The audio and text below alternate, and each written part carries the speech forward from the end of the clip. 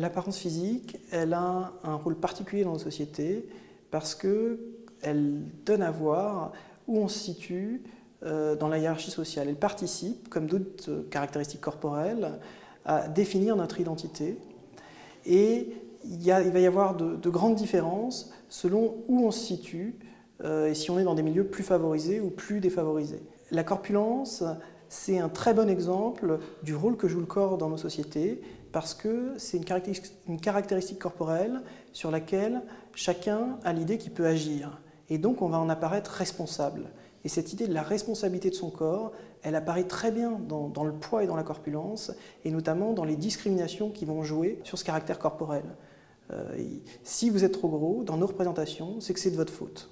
Le regard porté sur la corpulence des hommes et des femmes, il n'est pas le même, et les femmes, on va plus relier la corpulence à des questions de beauté et donc de minceur, alors que chez les hommes, à côté des questions de beauté, il va y avoir des questions reliées à la force. On va lire au travers de votre corpulence votre force, et la force, ça va très bien, notamment dans les milieux les plus populaires, avec un certain surpoids.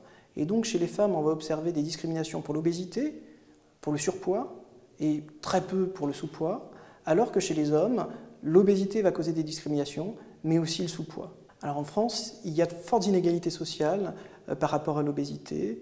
On va observer que les plus diplômés sont beaucoup plus minces et beaucoup moins touchés par l'obésité que les moins diplômés. En France, vous avez 18% de personnes qui ont au plus le brevet qui vont être obèses, contre seulement 7% des diplômés du supérieur. C'est un écart qui est considérable. Et l'autre point important, c'est que ces inégalités sociales, elles sont toujours plus fortes chez les femmes que chez les hommes. Avoir mis en place des politiques de lutte contre l'obésité, ça joue sur nos représentations en insistant sur l'importance du poids, et donc ça peut avoir des effets pervers sur la minceur.